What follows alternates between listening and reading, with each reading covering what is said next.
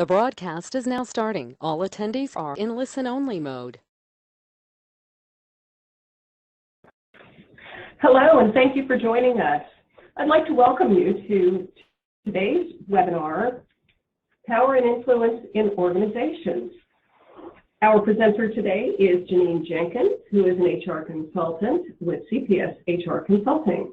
Before we begin, I'd like to go over just a few pieces of information about the webinar.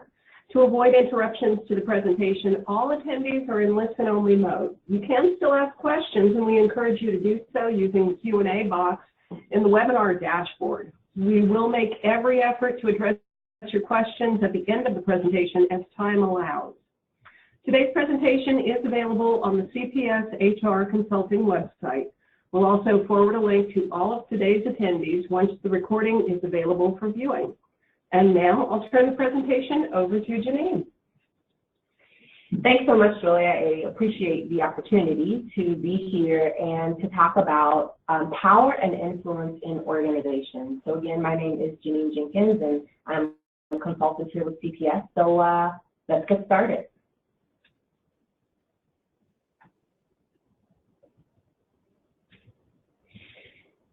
For today, we are going to talk about a couple of different concepts. So authority, power, and influence, and how do those relate to leadership? So all of those have a place when it comes to leadership, and so we're going to talk about what those things are and a little bit about that relation to leadership. We're also going to talk about your own authority and power. What are the sources of the authority and power that you have in your role currently, in your department, and then evaluate some of those aspects for the political landscape. And then we're going to round out our conversation today by talking a little bit about strategies for navigating some of the organizational and politics within the office, as well as in how to increase your influence. So before we get started, I know there are quite a few of us, but I would like to sort of engage just a little bit right off the bat. What is authority and why do you need it? So if you would please just quickly just chat an idea for me in the chat box. What is authority and why do you need it? Okay. So the chat box is in your webinar panel. It's a little bit lower in the panel than the Q&A. Please feel free to start entering in your messages. Here we go. Okay, people are using Q&A. I'm seeing decision-making for achieving program goals, leadership needed to get things done, higher level of accountability needed for boundaries and expectations, ability to make others accountable for decisions, to give direction, to be able to manage expectations, to remove obstacles, legitimate recognized power, credibility. I'm seeing a theme here. Yeah. These are scrolling really fast. Power to influence, authority to influence, someone to make a decision when needed, decision maker, it's for guidance. And yeah. So we all have our idea of authority. We all understand what it means and why we need it in our everyday work world. So formal authority. Authority is the formal right to act. Command, give orders, set standards, and make decisions. And so the idea is to look at that word right? So when we talk about the right to act, that means that it is your entitlement, that you are entitled to have that ability to act. Authority, it aligns with the chain of command. So certainly when we think about who we are in the public space, when we think about where we personally sort of stand in our roles in the public space, authority is aligned with the chain of command. We have a hierarchical structure, and within that hierarchical structure, there comes some authority. Authority can be delegated. So not everything can be delegated. but authority is one of those things that can be. It's also accompanied by responsibility of deciding of the use of power or how to withhold it and exercise it. So those are things that are important when it comes to authority. And sometimes we call authority a legitimate power. So, and it's legally held, which means that it is something that has been given to us based off of what the law says. So let's talk about types of authority. So there are 3 types of authority. The first is legal. So it's legitimized by rules and regulations. So when we talk about legal authority, think of your elected or appointed officials. Think of people that have authority based on the law, based on the role that they have. So we need legal authority. We need our, for instance, our police officers. We need them to be able to use their authority to stop somebody who is committing a crime. We need them to be there in order for that to happen. Then there's traditional authority, and this is legitimized by respect. So when you think about traditional authority, I want you to think more along the lines of culture. So when you have a father figure or a mother figure, we give them authority because of the relationship, because we respect them.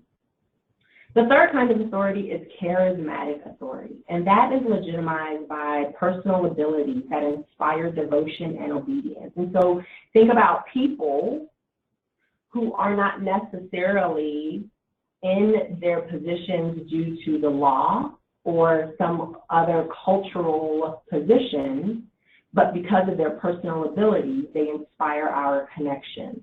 And this is where we get into our actors and, those other famous people. So John F. Kennedy, so while he may have had his authority illegally, I think there was also some charismatic authority in there as well. Gandhi is another person that has some charismatic authority. And, much more closer to home, the Kardashians. When you think about people that follow them and buy all of their clothing and their brands, they have no legal or traditional authority. It is all based off of charisma, and that's based off of their personal attributes. So whether it be looks, those kinds of things, their authority is definitely charismatic. So let's take a quick poll. Understanding what authority is and understanding the various types of authority. What's the source of authority of the people you work most closely with? Okay, I'm seeing the answers coming in really well. I see a couple of them pretty much neck and neck, and another one, which we will not reveal until the end, that is kind of lagging.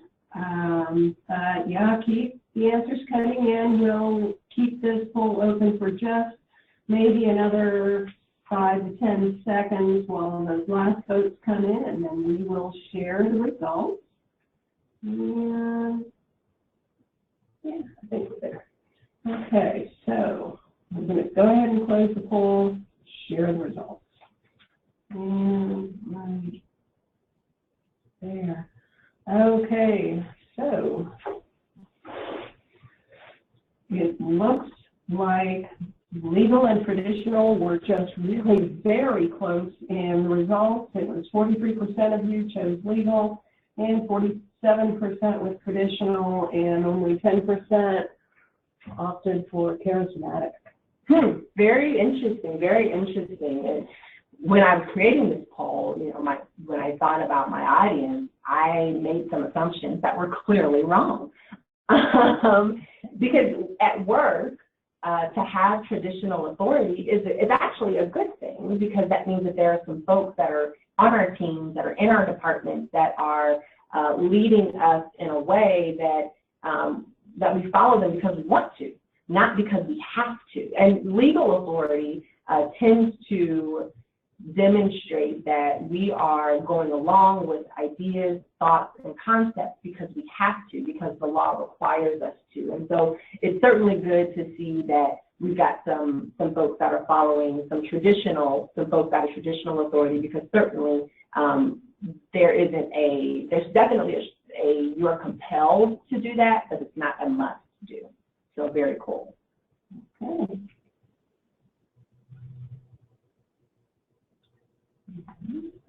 Back with the slides. Okay, so sources of authority in government. So these are the sources of authority when it comes to government and the agencies that are within the government. So certainly the Constitution, right? I think that's probably overarching in terms of what we do. But then we get into some other areas. We get into statutes. We get into some department policy that obviously can vary from agency to agency. Then we've got some memos, right? There are memos that come in that may direct where some things should happen. And then certainly regulations, and I think depending on the agency that you are in, regulations can take on a whole different sort of tone in terms of how you govern yourself, because there are obviously some agencies that are more regulated than others. And there are procedure manuals, right? We have those manuals that also dictate authority, that are sometimes our sources, right? So when people are asking, where did you get this from? Maybe we're going to those manuals to demonstrate this is where it's coming from, this is why we do what we do. And then obviously case law. Looks like I got the Constitution there twice, so that's doubly important, right? So there are lots of sources of authority when it comes to government, and certainly these are not all of them, but these are definitely the things that we probably look to the most. When it comes to authority from a public sector standpoint, we benefit from authority. We need authority in place in order for us to do our job, in order for us to serve our community. From an HR standpoint, we are also doing some things indirectly to serve our agencies so that they are able to serve the community. So protecting rights and benefits guaranteed by law, that has a lot of different meanings, especially when it comes to human resources. We are doing some protecting within our agencies, but our agencies are also doing some protecting and guaranteeing some benefits. Government programs and benefits administered equitably.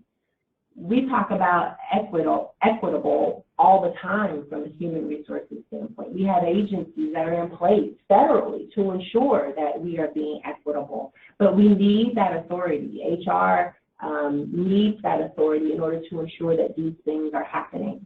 Ensuring public order. What if our police departments, our fire departments, our other protection agencies didn't have authority? We wouldn't have any public order. It would absolutely be chaos. Constraining the potential abuse of power. Authority helps to prevent that. That's why we have our checks and our balances. Taking it on a larger level, we talk about our executive, legislative, and judicial branches. That's about constraining the potential abuse of power. Our entire government is set up to prevent that from happening. And authority also helps to keep government employees focused on the mission and the task of why we are here.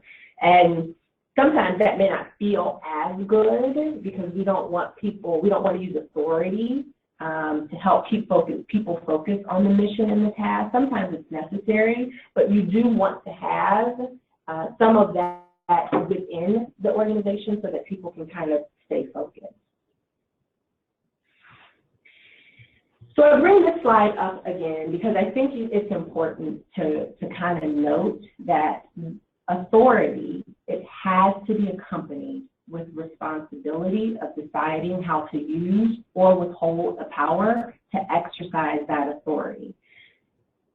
If you have ever been in a situation when you have authority without the responsibility to exercise the power, it's no fun. It doesn't feel good to you, and it certainly may not feel good to the team that you are engaging with when it comes to this particular situation. So think of, when we're talking about authority without responsibility, think about being the leader of a project, and you have your team around you, and you're talking about the project that you're going to be working on, but yet every decision you make, you have to go back and get cleared by someone else. So you within the group cannot make any decisions. You have to go to someone else for the final say. That is an example of what it looks like when we have authority, because you're the project leader, but we don't have the ability to exercise power or withhold it because you can't make the final decision.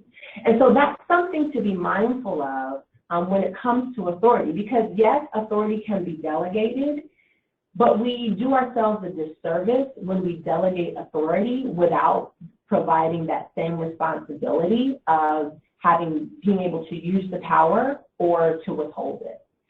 So let's talk a little bit about delegating authority. So when we go to the business dictionary, it defines delegation as sharing or transfer of authority, and so note that I have highlighted the word and, so and is very important, the associated responsibility from an employer or superior to an employee or subordinate. So when we talk about delegation, we need to make sure that we are transferring the authority and the responsibility of the power to be able to exercise our authority. So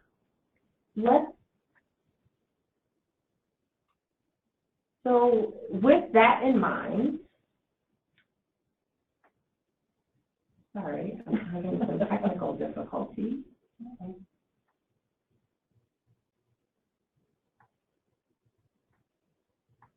So with that in mind, okay, time for the next poll. Here we go. So please answer the following question. Have you experienced responsibility without authority? And just right there in the poll window, if you can select yes or no. And, oh wow, the answers are coming in really fast on this one. And I'm seeing your winner. Here's your teaser. Of course, the answer is no. No one's experienced that. Are you sure? Okay, so just give that just a few more seconds, and we will close the poll and reveal the results. And there we go. And sharing the results now.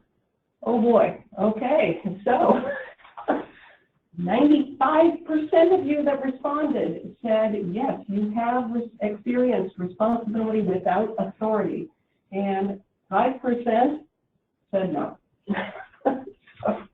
There we go. Is that what you would have expected? I certainly expected there to definitely be some yes answers. Again, my assumptions about where the split would be were off. Like I think I expected there to be a little more in the no column than in the yes column, but no matter. That's why we're here, right? So let's talk a little bit about this authority without responsibility. Okay, back to the slide. So when it comes to responsibility without authority, there are a couple of different places to be. We've got the receiving role. So when you are, and this is for when you are receiving authority without responsibility. First and foremost, ask for it. So if you feel like you're in a situation where you've been given the authority to do something, but you don't have the responsibility of sort of exercising the power that you need to, then ask for it. Maybe the person that is doing the delegation is unaware of that you feel that way, and so by providing them that feedback, maybe there's some things that they can do to help change the situation. Don't stop leading.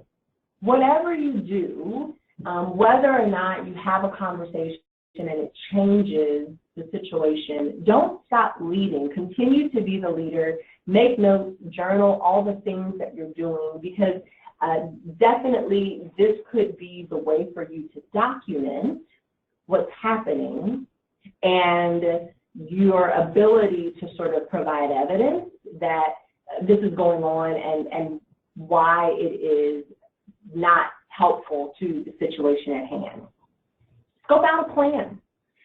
Can you create a plan and present a vision for the future? So again, when you are in a situation where you've been given authority, but you have not been given the responsibility to exercise power, can you take some time and envision what the end goal looks like, what success looks like, create a plan, and then reveal it to your leader so that you can demonstrate that you deserve that responsibility, because here is where you're trying to go. And by having that power, that was going to allow you to ultimately be successful.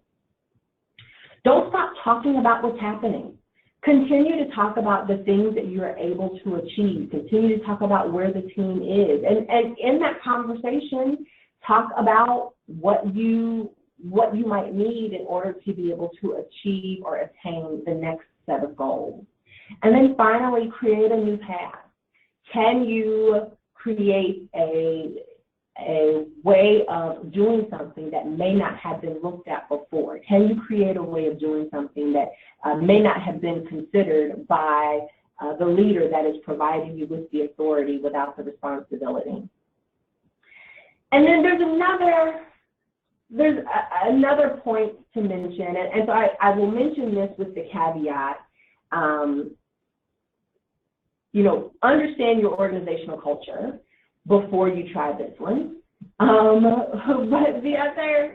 the sixth point would be ask for forgiveness, not permission, right? So that's a little dicey, right? Depending on your organizational culture, that could be a little dicey in terms of if you just go ahead and do something. And so even from my experience as an HR professional, I would say that if you get to this point where you're going to ask for forgiveness, be sure that you've tried some of these other ways first, because definitely this is sort of that DEFCON 5 situation, as it were, because you're here because you felt like nothing else has worked. But I do want to put it out there, because as you begin your research about how to change the situation and gain some responsibility, you're going to see this as a suggestion. And so I'm putting that out there with the warning. It's not quite as good as the Surgeon General's warning, but it's a warning nonetheless.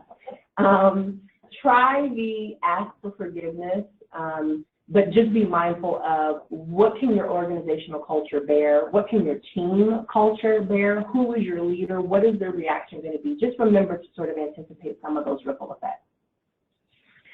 So then on the flip side of that, so some of us are in the position where we are authority being delegated to us without responsibility, but some of us are also in a position where we are delegating authority.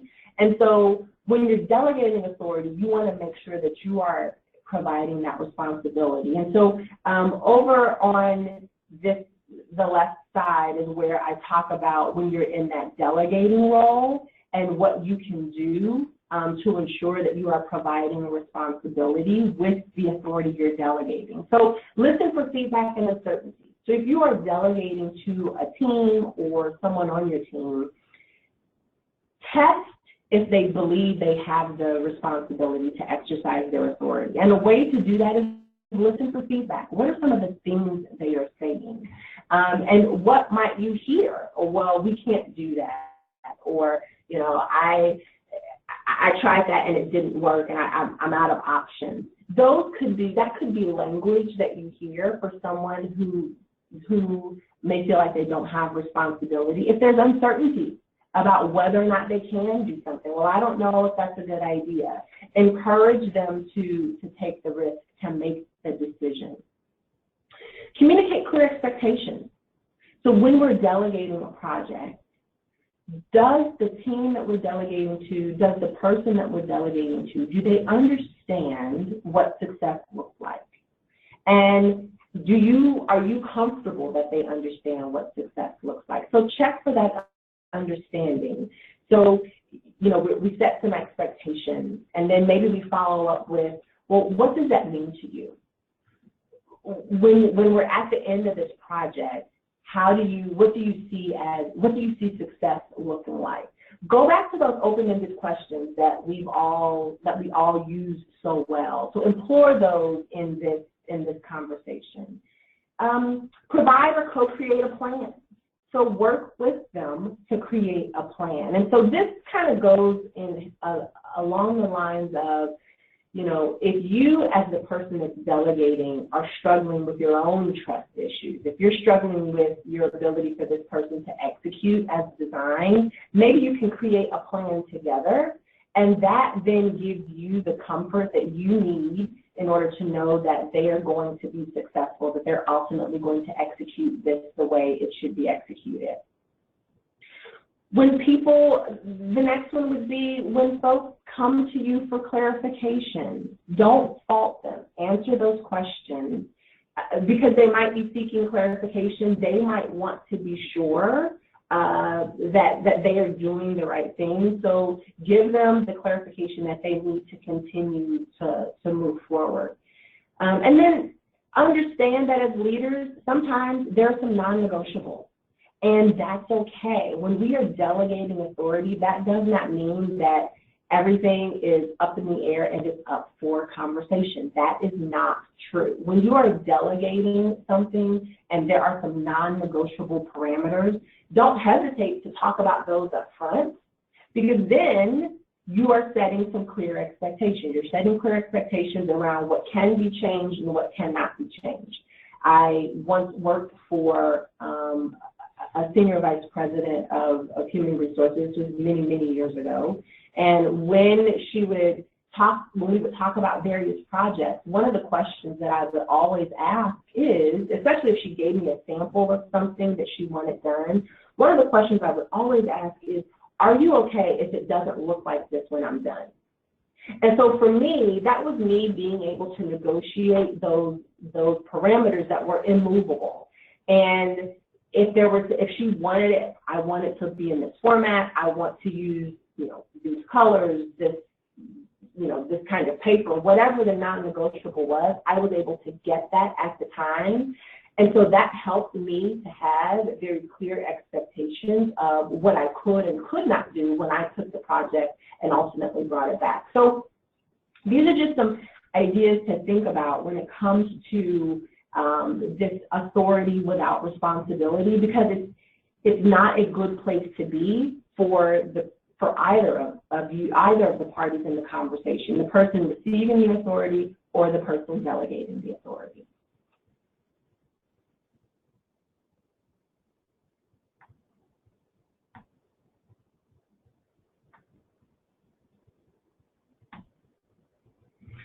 So when it comes to delegation of authority, there are 5 levels of delegation. So that first level is, let's start down at the bottom. Let's start at 5 and work our way up, because 5 is where we don't want to be. 5 is no delegation at all.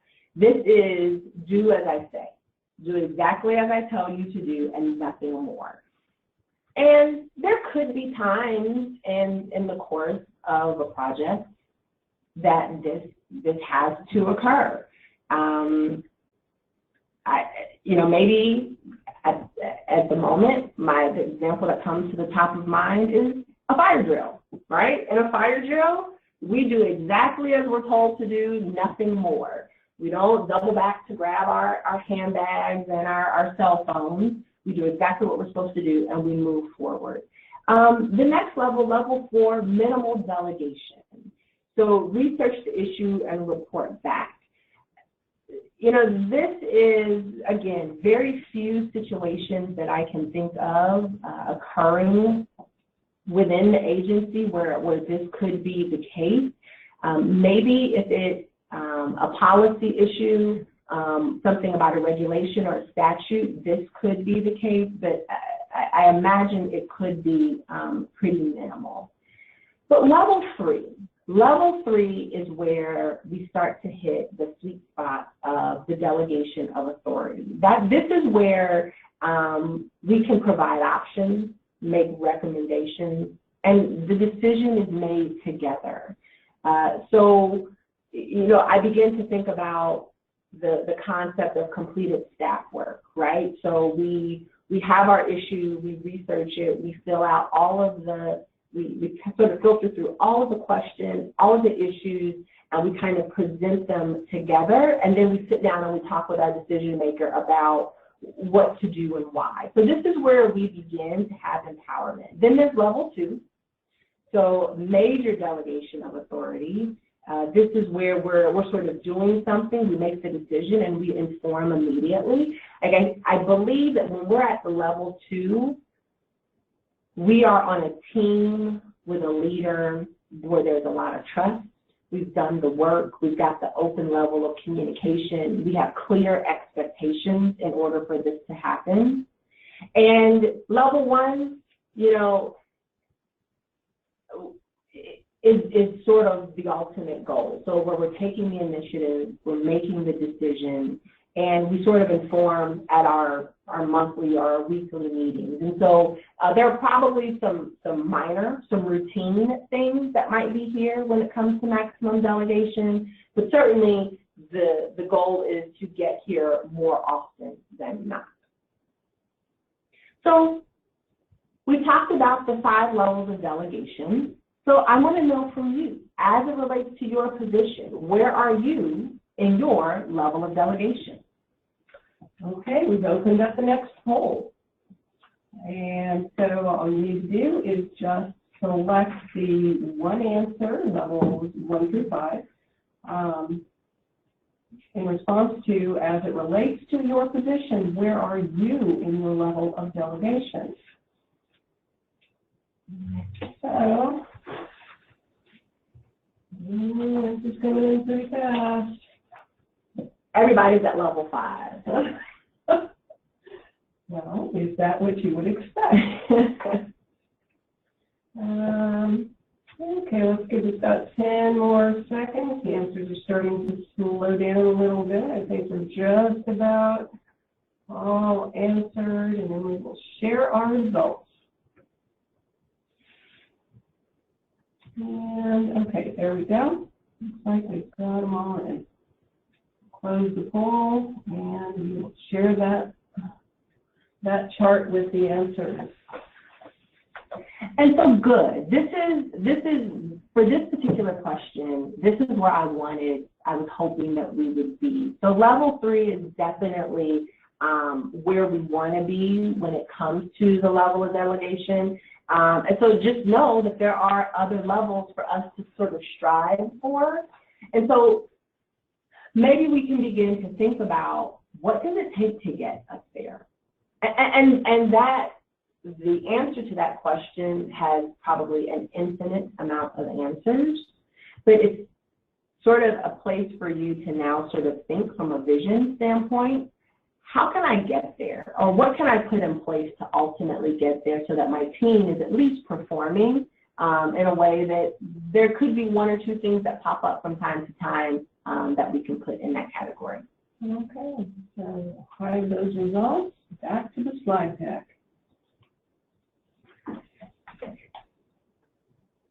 So now let's talk about power. Power, the ability, potential, and capacity to influence or compel others to a course of action. Basically, getting someone to do what you want them to do. That, at the end of the day, that is power. And one thing to know about power is neither good nor bad. Power is neither good nor bad. Power in itself is neutral, but it can be used to produce good or bad outcomes. And so,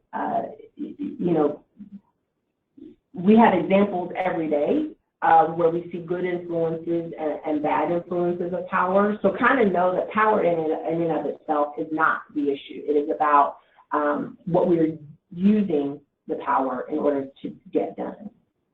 So when we talk about power, it can be conferred. formally or informally, through influence.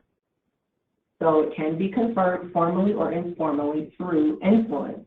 So we think about the things that we can influence people to do. That is power. It can be formal, so legally, or informally. It can be used to overcome resistance. So when we think about what is resisted, we can use power to help overcome that. We can influence people to get something done. And it can be guided by policy or regulation, withheld or checked authority, as well as the leader's values, integrities, and ethics. So power can do a lot of things, but power can't be delegated. It cannot be delegated. It can do a lot of things, but you either have the ability to influence or you don't. You can't give someone power. They have to have it within themselves. And it doesn't rest in our individual capacity. So if it's me by myself, I'm not influencing. I need others around me in order to exhibit power. I need to be able to have, it's interpersonal, to be able to influence someone to get something done. This quote came to mind from Lord Acton. This is a letter that he had written in 1887, an excerpt from a letter he had written in 1887. And power tends to corrupt, and absolute power corrupts absolutely. And so that's going back to that unchecked power. When we have unchecked power, it certainly tends to corrupt. And so that's why we kind of need our checks and balances in place, especially from a government standpoint. We need those checks and balances in place in order to ensure that our power does not go awry. So perspective on power. So other ways of understanding power, we talked about this one already. It's neutral. It's not inherently good or bad. And it's present in all forms of social interaction. When you think about your relationships, there is some sort of power, and I am intentionally using the word power because there's another word I could be using, but I'm not going to use it just yet. But we do have some sort of power. So think about when you are out to dinner with a friend, and it's the end of the meal, and your friend says, "Oh, I'm not going to get dessert. I'm good. I'm not going to get dessert." And then you order dessert. And then all of a sudden they say, "Okay, well, I think I might get something." Or my favorite is, "Can you bring two spoons with that? Can you bring an extra fork?" That's power. That's that ability to get something, to get someone to do something. And so when it comes to power versus authority, here's some things to take a look at, right? Power versus authority. It is, I'll give you a second to read through that.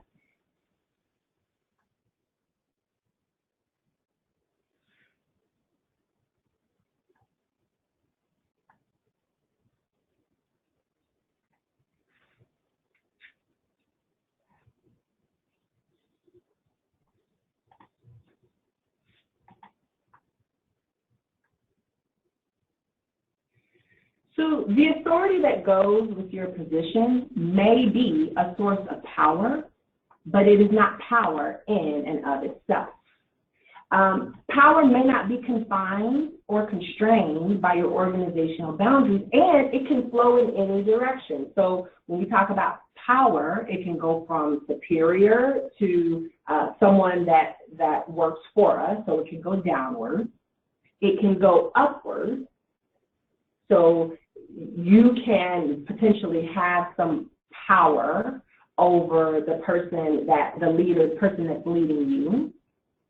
It can certainly go between folks at the same level. It can go between the person working at different levels and maybe even at different departments. So that would be diagonal. Power can even go between agencies.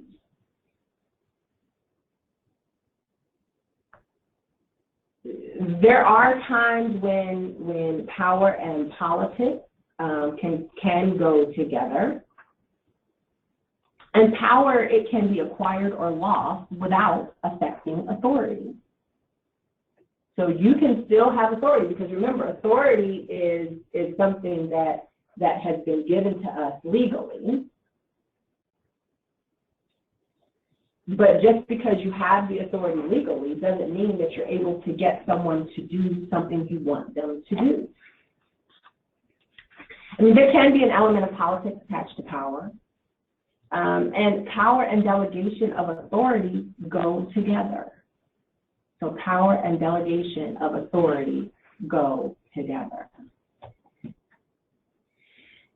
So let's take a second to talk about some of the sources of power. So these would be some of the sources of power that you might come across.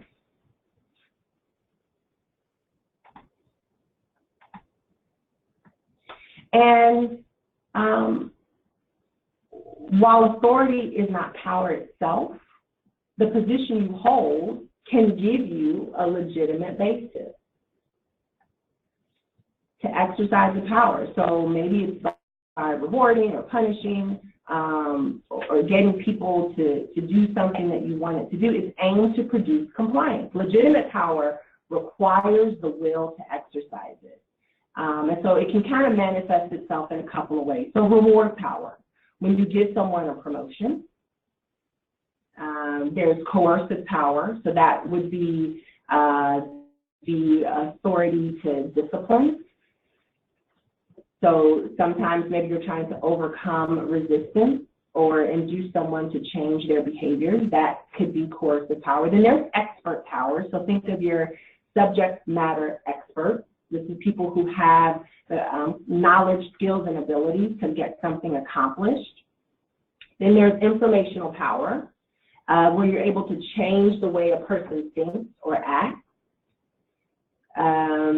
Or maybe you're threatening to share or withhold some information.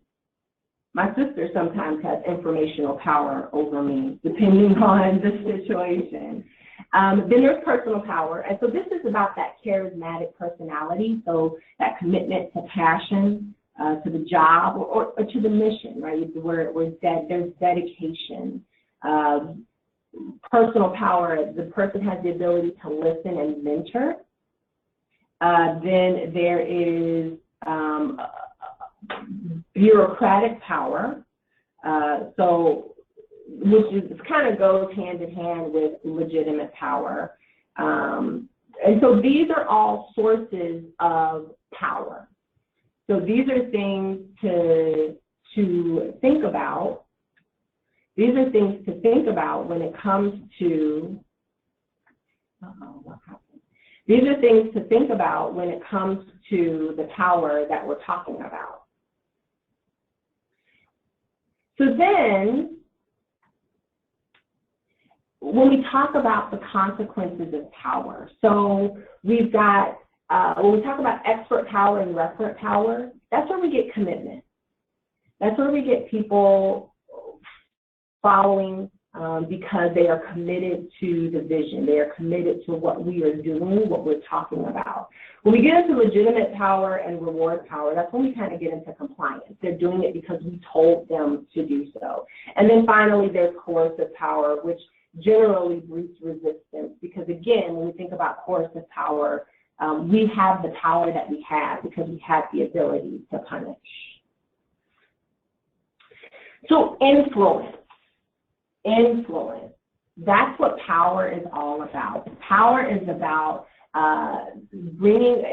power is about having the influence to bring about a particular outcome without any exertion of force. And so now we're going to talk a little bit about influence. So when we talk about influence, it's based on it can be based on technical expertise, personal charisma, relationships, all of the things that we just talked about from a power standpoint. So when we were talking about power, I was talking a lot about that ability to influence, because when we're trying to get someone to do something, it is about our ability to influence. That's where we are in our careers. We're not exerting a lot of force to get someone to do something. We are using our influence. And so influence, it is informal, but it can be backed up by authority or power. And so influence is always best when it's securing voluntary compliance. So voluntary compliance being commitment. So 3 sources of influence. We've got logic and reason, right? So I'm going to reason with you. I'm going to give you the facts, the evidence. Relationships. I'm going to influence you because of my relationship to you. And then emotional. So I'm going to sort of talk about that, tell you that story that gets you to be wherever it is I want you to be. So there are 3 core sources of influence that we have, and we probably bounce between all 3 of them in any given day. So when it comes to logic and reason, that logical persuasion, right? We're legitimizing. Do this for me because I did this for you. That's that reciprocity. Or finally just telling someone to do it. Relationships, so consulting, collaboration, right? Maybe we're trying to build some alliances. We're trying to sort of get groups of people together to get something done. That's a source of influence. We're sort of looking at it. We talk about consulting. We're looking at a problem and providing our recommendation. And there's even a little bit of that knowledge power, right? Knowledge, skills, and abilities, being able to use that to get someone to do what it is you need them to do. And then finally, emotion. So appealing to values, those shared goals, modeling. So when we think from a human resources standpoint, and people want to, write some sort of policy or some sort of corrective action, we might be appealing to their values or their shared goals, or what is it that you're trying to accomplish. Let's sort of figure this out together so it's the right thing to do. Like I said, we probably bounce through all 3 of these in the course of a day. So let's take a look at the numbers. In your organization, which source do you rely on most for influencing others? And the poll is open. Feel free to start answering. Okay. You can select only one. We are zipping right through this. So, Janine, which do you think is going to be the leader on this? Yeah, I want it to be relationship. I want it to be relationship. Well, we're going to find that out very soon. Okay, and looks like we have all of our answers. We'll go ahead and close up the poll and share the results. Survey says logic and reason. Yes, with 59%, 38% for relationships and emotions, pulled in only 4% of the selection. So, and this is not to say that there is not a place for logic and reason in terms of getting things done, but maybe there's an opportunity for you to look at the relationships that you have, and are you able to influence folks to get things done from a more collaborative space, from a more win-win situation. So again, when we're talking about what to do after this webinar, maybe that's another area to take a look at. Okay, back to our slides. So there are some barriers to influence. So sometimes we're trying to influence folks and there's no synergy, there's no connection because we've got different goals, objectives, and priorities. Maybe there's a significant power differential. Maybe from a chain of command standpoint, we don't have the ability to influence. Or maybe the person you want to influence is a rival. So when it comes to overcoming barriers to influence, so this is Cohen and Bradford's model, influencing without authority. So, assumption, everyone is potentially an ally. So can you use this idea as a way to help influence others? So you've got someone and you've got different goals, ideas, and thoughts. Where are you allies? And can you use that to help move you forward? Clarity. What is your goal or objective? Have you been clear on the goal and objective? Sometimes we kind of talk with folks and we're saying the same thing, we're just not listening. Understand the other person's situation. Where are they coming from? Why are they saying what they're saying? And is there, again, a way for you to sort of build some allyship as they talk about their situation and be able to move forward to help influence them to get you where you need them to be? What's important? What's in it for them? What can you help them with by sort of coming together and helping them to move in the direction you need them to move? Again, we talked a little bit about that relationship. And then the influence piece through give and take. So if you're able to sort of move them in a direction, how can you both win? So that win-win collaborative situation. So briefly, I want to talk a little bit about influence mapping, which is a way for you to sort of look at a situation and maybe even build a visual map of the people that are around you in your area, in your agency, that could be stakeholders in the project or the decision that you might need to have a touch point with in order to have that ability to influence the strategy. So the first strategy is the force field diagram. And so when we talk about the force field diagram, we have our driving forces that we put on one side. And so these are the positive forces for change. So these are the things that might help to move us in the direction that we want to go. And then we have our restraining forces, and those are things that are sort of pushing against, preventing us from achieving the change. And then right here in the middle goes the decision or the project that you're trying to influence. And by using this idea, you can sort of map out all of the various factors that you might be up against that could prevent you from allowing you to ultimately get to where you want to be.